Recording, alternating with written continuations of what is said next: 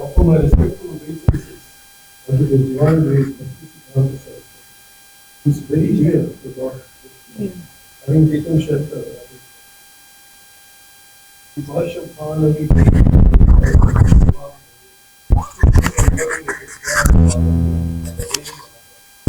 offer my respectful obeisances another name of Shiva. He is favored by Srimati Radharani, the ocean of transcendental bliss, the deliverer of Adrutyojjvala Premadya Virupaneva Gaura Karuna Shakti. Offer my respectful obeisances of the personified energy of deliver devotional rich with unlimited love. Coming exactly to the line of revelation. Namaste Gauravani Shrimutaye Neelataraye Rupanuda Viruddha Apasiddhanaya Bandhanaya. The respectful obeisances unto you, who are the personified teachings of Lord Chaitanya, who are the deliverer of the fallen soul. Do not tolerate any statement against the teachings of devotion.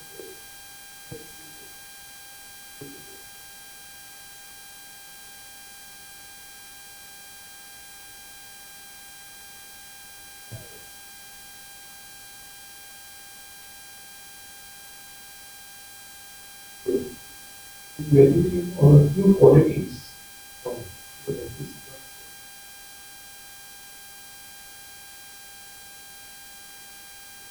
What is it?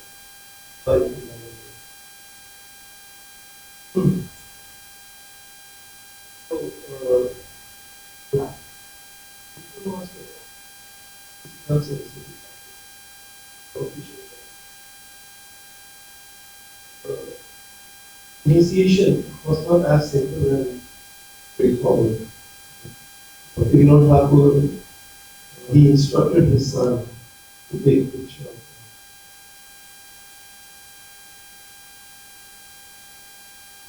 As we know, Siddhanta Soroswati Thakur was a great scholar. At the age of 7, he had memorized the Bhagavad Gita. At a very young age, he was giving classes on it. He was very, very elegant. He was very, very languages. And on the other hand, Glorification Of Bakthi, illiterate. Those who are illiterate to us, Siddhanta Soroswati Thakur considered him as a living encyclopedia.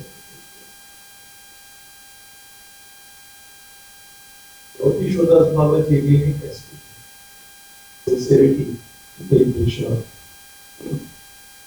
Siddhanta Soroswati Thakur approached him 18 times for initiation. Each time he would give him experience.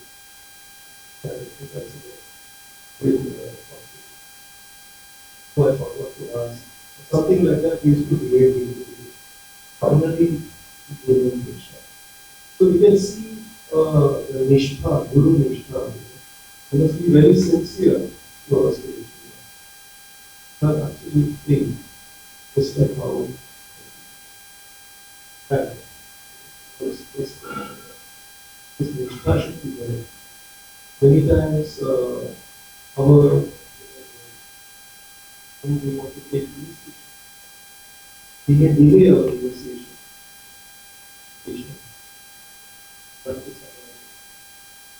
So we will be very approach to us.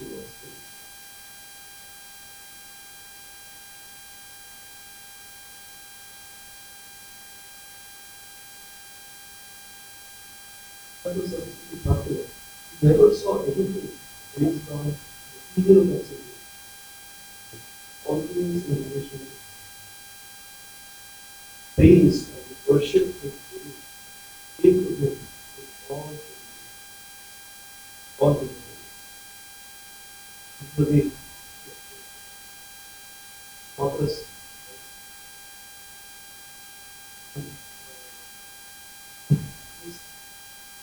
But his instructions throughout, and even his last instruction was to keep the teachings of Rupa Goswami and Jagannath Tample all your hearts.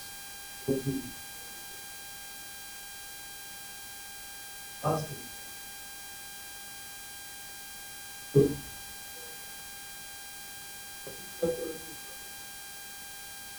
our goal is to become the best Goswami.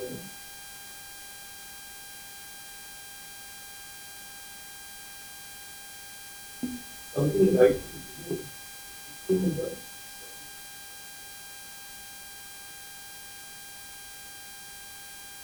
So once when disciple pulled all his possessions into his house, everything is sold out.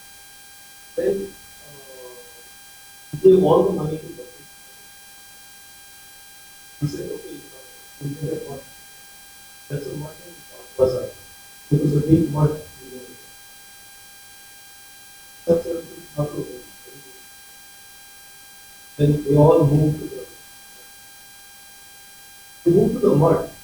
Many of his disciples, there were many rooms, and they all started fighting for the rooms. This is my room, this is your room, there is a like this, they started fighting amongst themselves. So, was not at all pleased. Then he gave a class. He was very fiery when he gave his class. He said, there's already a fire in the mud now, of all these quarrels. They're all possessive. So, the disciples said that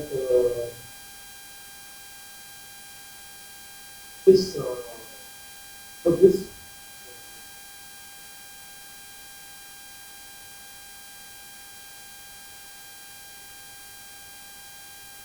at this particular point of time, the instruction to sell books, print books, at the same time. And he said that in this mud, Bazaar mud, whatever marble is there, even that you sell. Even you print and you distribute books. So this was the time he gave the instruction for 20 books. Major instruction of print and which Srila Prabhupada took to his heart. He did this himself.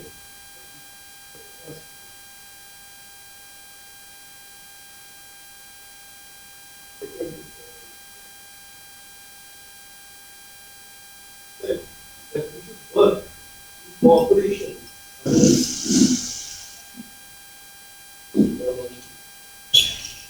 So he said, work in cooperation under the teaching of service.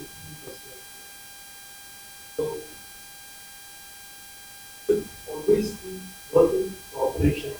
And he said the devotees should be missionary. They should not be missionary.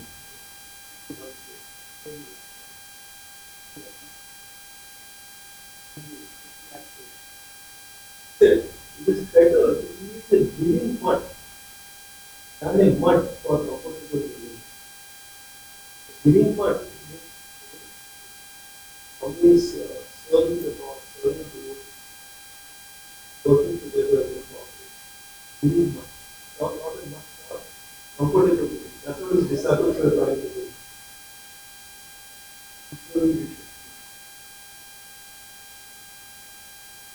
Said that otherwise, the disciples will just keep going forward.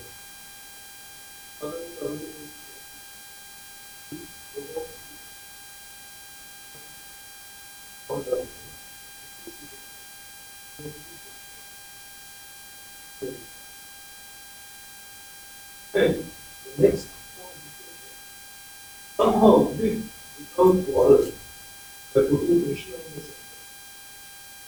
So There should be no discrimination, no pointing finger. Do not fall. So, that's a little bit more. Right?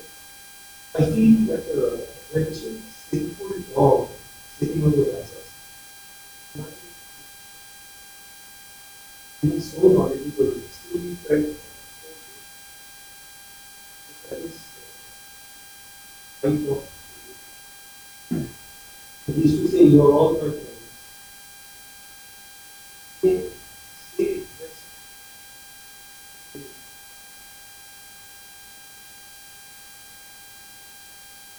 it's so humbling. Prabhupada also was this problem. Other point he said was, do not give up your service.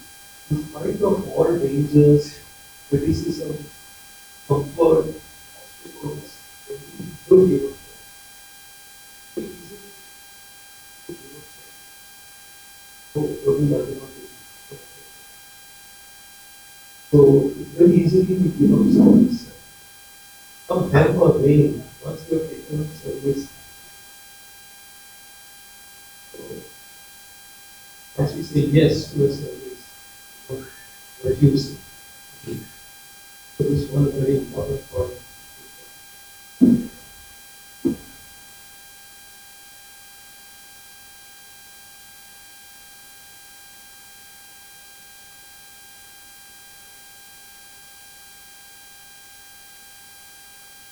So the other thing is, do not be disappointed. Just don't go. Just keep continuing. And the next point he said was only well, and chant the names and glories of the Supreme. Never let go, whatever happens in life. Best way to connect ourselves. So this is the most important thing. Never be not very. So chanting was like names. And when I was chanting, there was a hole on the roof, and the rain was pouring from there. But he did not afford to waste time repairing the roof. He had an umbrella and continued chanting. So that is the importance to be able to chant. So we should also not get distracted with things happening around us. When we are chanting, we are chanting. It's so sincere.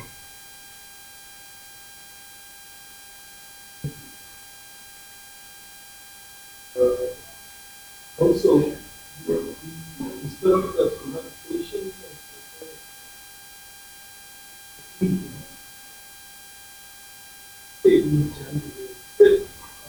what is real teacher? When the singer has no ambition for name, fame, or recognition. So that is real teacher. Not for any name, fame, or recognition. Right? Taking lakhs of names gives no pleasure. And only service.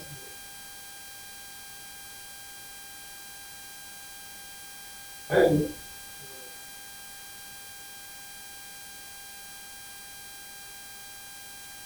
the first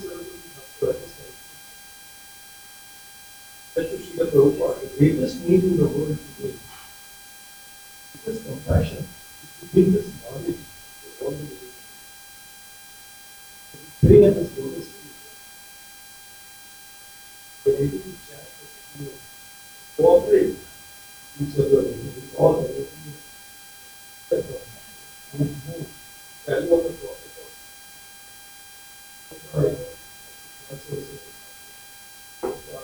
All the living.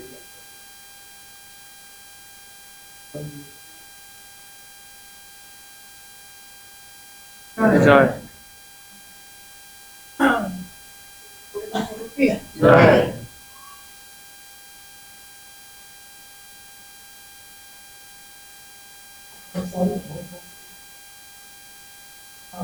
There are few more speakers. Kasi, ako ba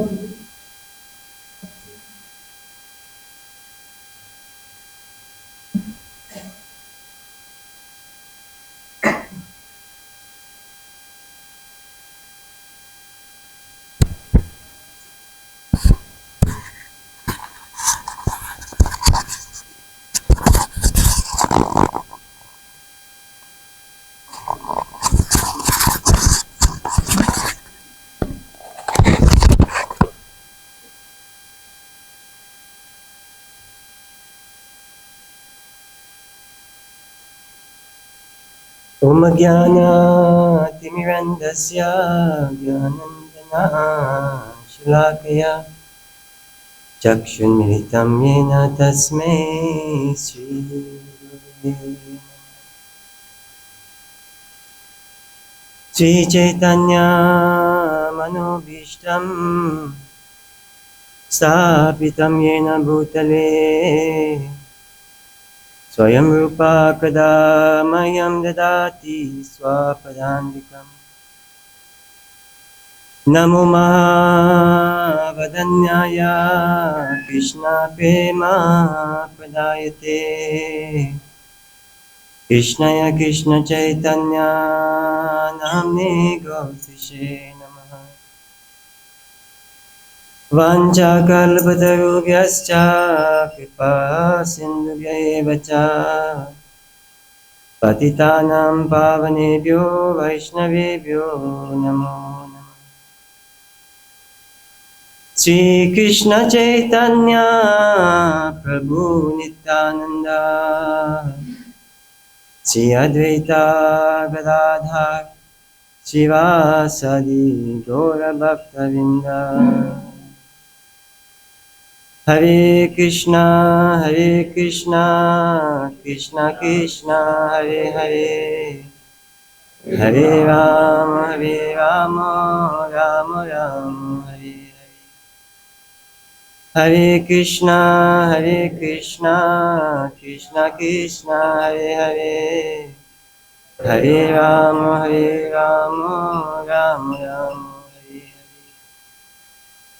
Hare Hare Krishna Krishna Krishna Hare Hare Hare Rama Rama Rama Hare Hare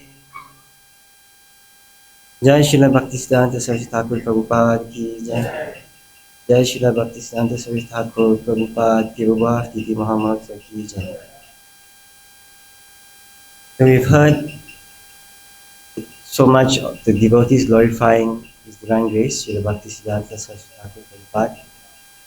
And in fact, there is no end to His glories because the Vaishnava is, you can say, his power is also unlimited coming from the Supreme Lord Sri Krishna. But one thing which was very poignant, that was actually based on the song that was sung by the Prabhu just now.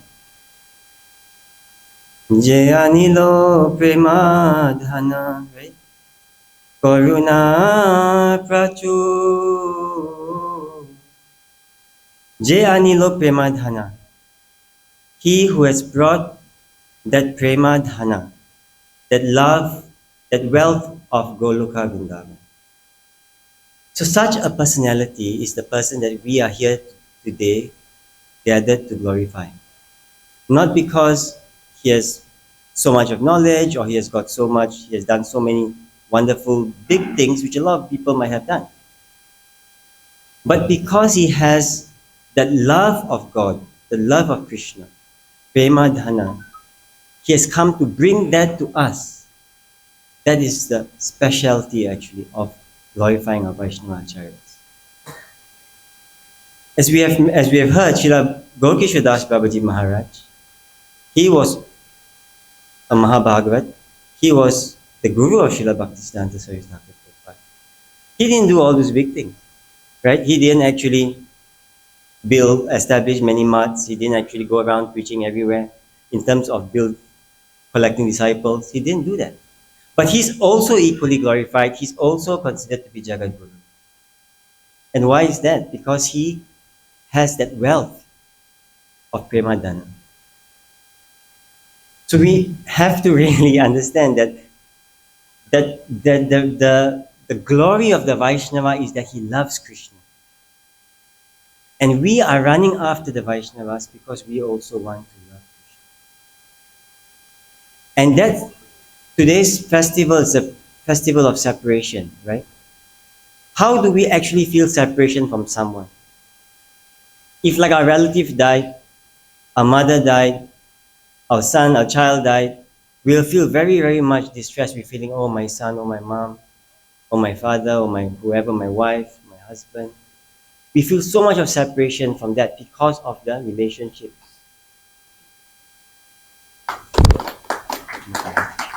Material body. Because of that relationship, we feel so much of separation. But those are material relationships. Relationships which we will have life after life. We'll have a mother in the next life, we had mother in our previous life, we have children in our, right? Some of us have children, some of us don't, but we have at least a mother and a father in a previous life or in a future life. But those relationships, because of based on the body, we feel so much pain because we see them and we interact with them all the time. But how about the spiritual relationships? Why are we missing such great acharyas? When Srila Narottam Das Thakur wrote the song, he was actually going to meet those different acharyas, but he was late in reaching Vrindavan. And when he reached Vrindavan, he realized that all of them had already left the world. And he felt so much pain in his heart that where have such people, personalities gone? Why? Because they have brought that love of God. That is what we are searching for actually. So who is that personality? Who are those personalities who have brought that prema dhana? Those are the dearmost people, most personalities in this world actually, because they have actually come to give us what we are searching for. All the different personalities that we have around us, all the different relationships, are taking us away from that. Taking us away from getting that prema dhana. But you see, Srila Bhakti Siddhanta Soroswati Thakur, one of the Prabhu was saying, that his mother wanted to see him, or he wanted, supposed to go to his village. He told him not to go to his village. Now who would say that, right? The son is dying, you should go and see the mother for one more time before you die. But his consideration was, he should go back to Godhead to get the prema dhana. So if we could actually get the mercy of Srila Bhakti Siddhanta Soroswati, the mercy of the Vaishnava Acharyas, is how we can be just focused on getting the prema dhana, the real goal of our existence. And all the different activities of preaching is to bring us towards that. You know, sometimes we think that, okay, we have done so much of preaching, we have done so much of activities, we have distributed so many books, we have built so many temples, but all of that means really nothing if we are not searching for that highest thing, which is to get Krishna prema. So, Srila Bhakti Siddhanta Soroswati Thakur was a very powerful preacher. He really wanted to break the foundations of material civilization, which is based on atheism and impersonalism. And actually, impersonalism is even a greater problem than atheism. Because atheism, at least they say there's no God. Impersonalism says that, oh, there is God, but he doesn't have head, he doesn't have eyes, he doesn't have nose, he doesn't have face, he doesn't have anything, and everything is just, his form is material, everything is material. That is a greater disservice. At least someone is atheistic, they just say there's no God, finish. But these people, they completely say there's God, but actually, indirectly, it's actually saying there's no God. So we must be very mindful, because Mayavadi Bhasha Shunile, Sarva Hoy, Nasha Hoy. Right? This said in the Chaitanya Charitamrita. That if we hear the Bhasha, the teaching of the Mayavadi philosophy, right, everything is destroyed. Everything is destroyed. So sometimes now we're thinking, everyone is singing Krishna's names, everyone outside is singing. We go to different places and they are singing. But are they purely dedicated to Sri Krishna as the Supreme Personality of Godhead? We hear Ramayana Katha, we hear Bhagavad Katha here and there, but are they completely dedicated to Sri Krishna as the Supreme Personality of Godhead? If they are not, if they consider this personality and that personality all to be the same, then that is a poison entering into our hearts. Although we might think it's Bhagavad Gita, it is not Bhagavad Gita. Although we think it's Krishna's name, it is not Krishna's name. It's actually poison. Just like milk touched by the lips of a serpent is poisonous, although we can't see the poison. So it's very, very important that we pray for the mercy of the Vaishnava Acharyas because they are a real shelter. Pray to the mercy of the Lord so that we are one-pointed, as all the Prabhus have said earlier, on the path of Rupa Raghunath. Because Rupa Raghunath are the guardians of devotion. They have come to give Premadana from the spiritual world, right? So if we can get their mercy, then we can turn our face away from material civilization. This material civilization is also another poison. We become infatuated with the comfort of material civilization. So when we are infatuated with the comfort of material civilization, then we cannot turn our face to Sri Hari. We cannot sacrifice our thoughts, our deeds, our actions, our speech for the service of Sri Hari because we will be attached to the body because of the comforts of the body. So Srila Bakthi Siddhanta Soroswati Thakur was very powerful in so many fronts. The most important thing is he came to give his prema dana, and are we searching for that?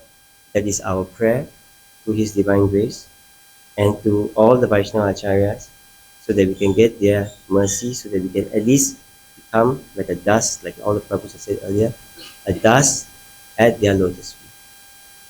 Jai Srila Bhakti Siddhanta Soroswati Thakur Prabhupada, Patita Pavana ki Jai. Jai Srila Prabhupada, Deva Bhav Muhammad Sara ki Jai. Nitai Gaur Premanandi. Jai Shriman Sakshi Gopal Prabhu ki Jai. Okay, thank you, Prabhu. That was provoking. Next, Swayam Prakash Prabhu, I saw you. Hare Krishna. Please come forward, Prabhu.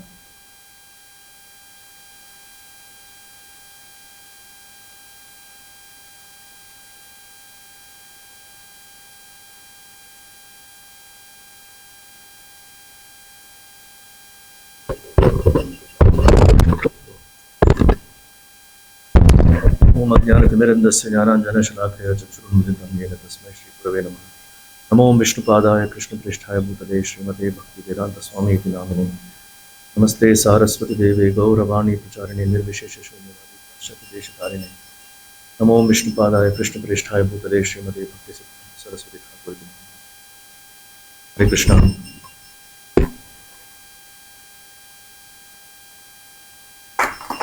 So today we are all gathered here on this very, very auspicious occasion of Srila Bakthi Siddhanta Soroswati Thakur's Tirobhav Mahotsav. It is said that the appearance day and the disappearance day are both equally auspicious. But the disappearance days are special because the glories of the devotee is fully manifested at the time of his disappearance. And that's why the entire world knows the glories of that pure devotee. So it's extra special. I think devotees have shared a lot of teachings and pastimes of Srila Bhakti Siddhanta Soroswati Thakur. It is always good to reflect on them for the sake of our purification and helps in our devotional service. So we know from when Srila Bhaktivedanta Thakur, who was the father of Srila Bhakti Siddhanta Soroswati Thakur, when he was actively preaching the mission of Lord Chaitanya, because at that time it had got degraded. As we see from Bhagavad Gita, Lord Krishna says that Yogo Nashta Param Tapa. From time to time, the message of Srimad Bhagavatam and the religious principles get diluted. And at that time, the Lord personally appears or he sends his bona fide representative to re-energize or reinvigorate the movement. So at that time, when Bhakti Vinod Thakur was present in this material world, he was very, very concerned about what was happening around in terms of degradation of religious principles. And we all know how expert Srila Bhaktivinoda Thakur was, not only in terms of managing his material duties very expertly, but also very, very vigorously preaching, particularly writing literatures. He was such a great writer of literatures. He had written so many books. And at that time, of course, he was also Grahastha, so he had 13 sons. And one of them was Vimla Prasad, who later on became Srila Bhakti Siddhanta Soroswati Thakur. So Bhakti Siddhanta Soroswati Thakur was from the young age such an expert, erudite scholar that he learned all the scriptures at a very, very young age. And he used to always assist his father in his mission. So one of the major things that Srila Bhaktivinoda Thakur would do is to publish literatures. And very quickly he learned the art of printing press and all the other. So he was assisting very actively his father in his printing business. So he very quickly learned the tricks of the trade. Later on we see that how much he emphasized on printing books.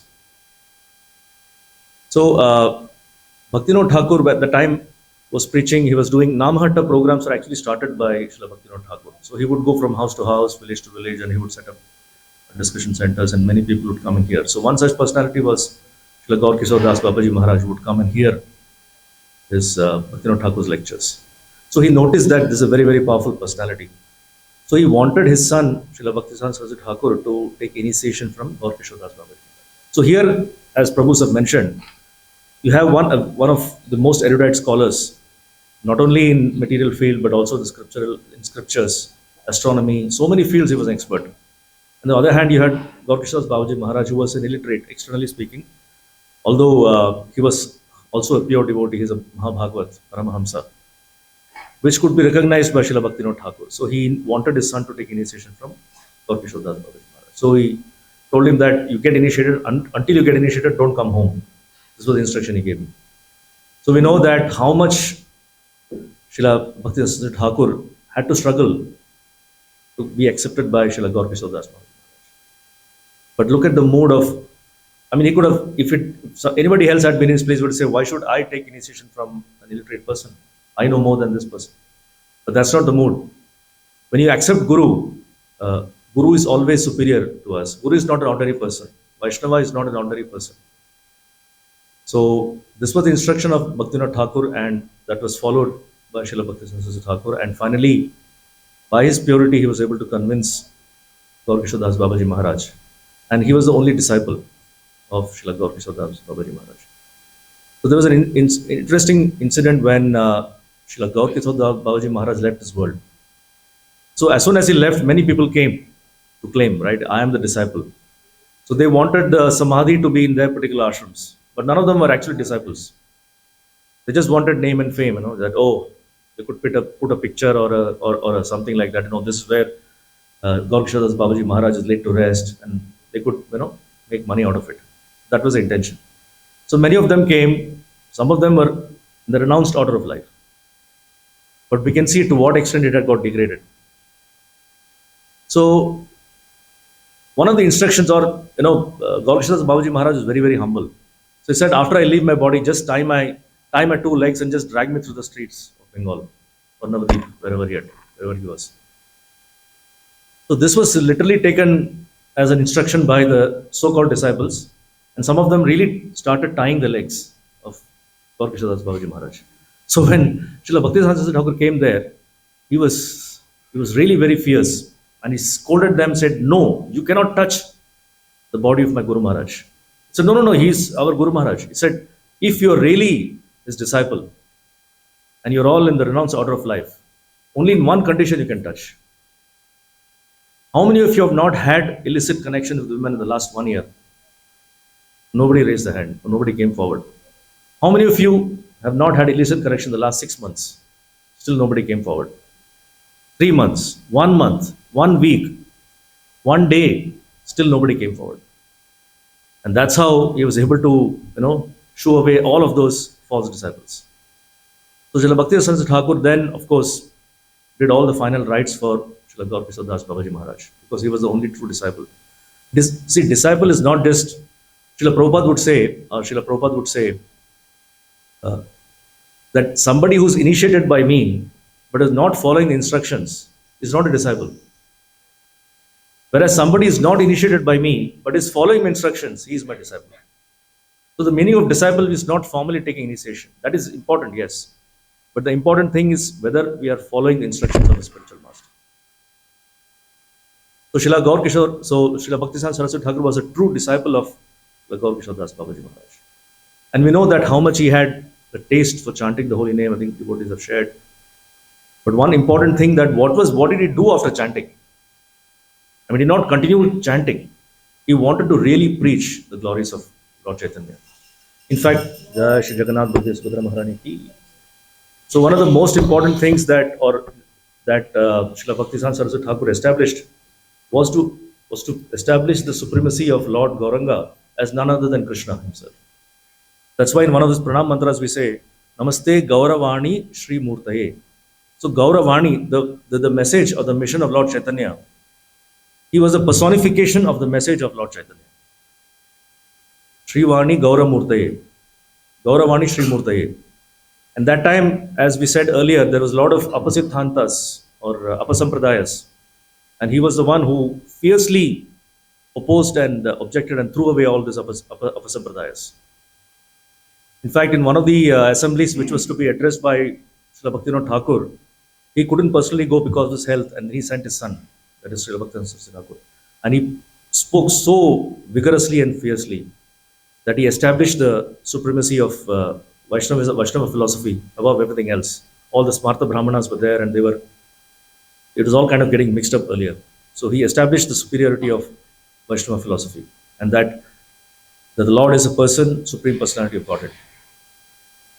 And as devotees have shared, he was vehemently opposed to the philosophy of impersonalism. And he did everything at his disposal to establish that this philosophy is bogus.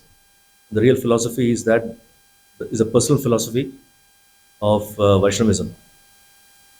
And in this way, he was extremely fierce and very, very instructive to his disciples. He was tough. He said the Guru is as hard as a thunderbolt, but also as soft as a lotus.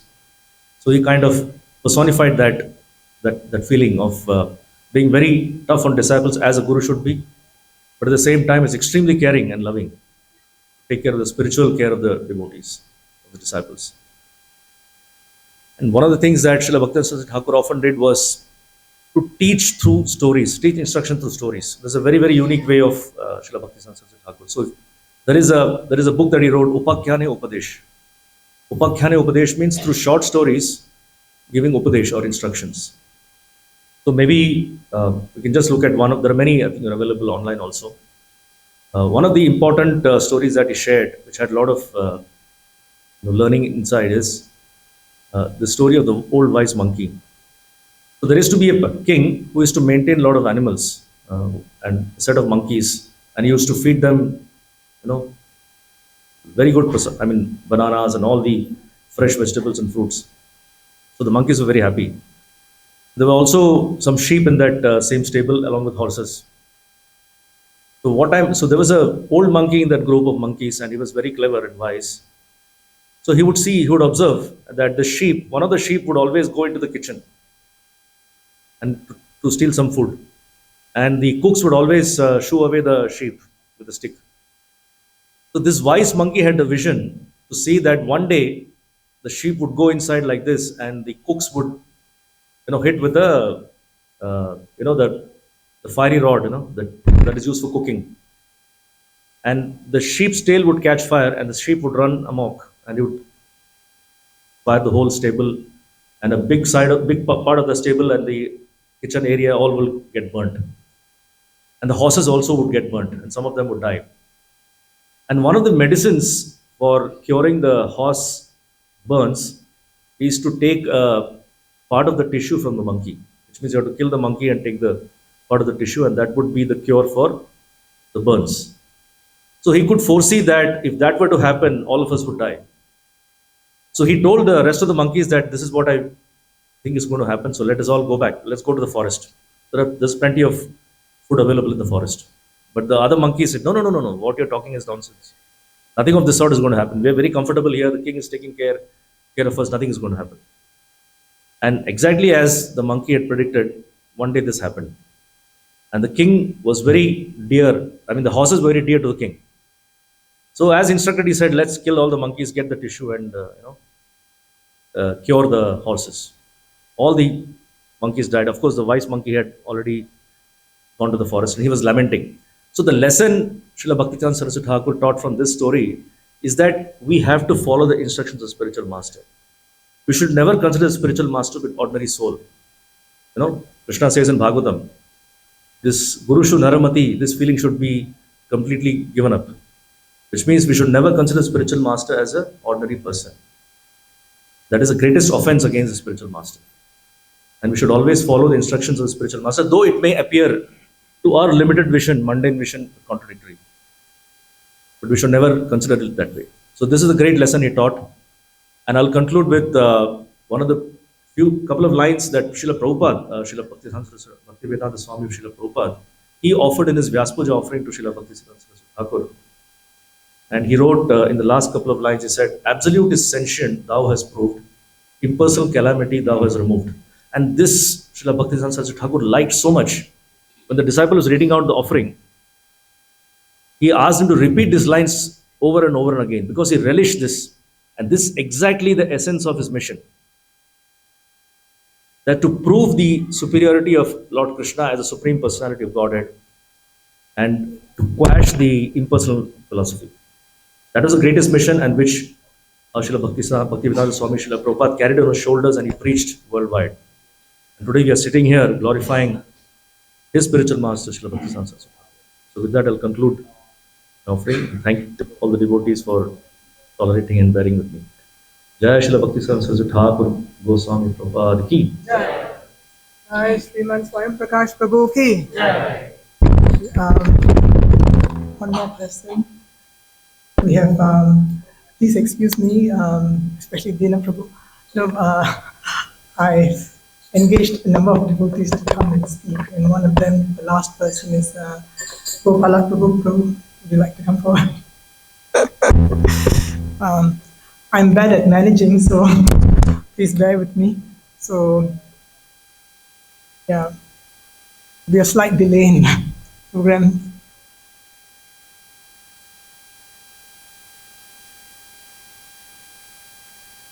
Namo Vishnupadaya Krishna Prasthaya Buddhaya Srimadi Namo Vishnupadaya Krishna Prasthaya Bakthi Saraswati Thakur.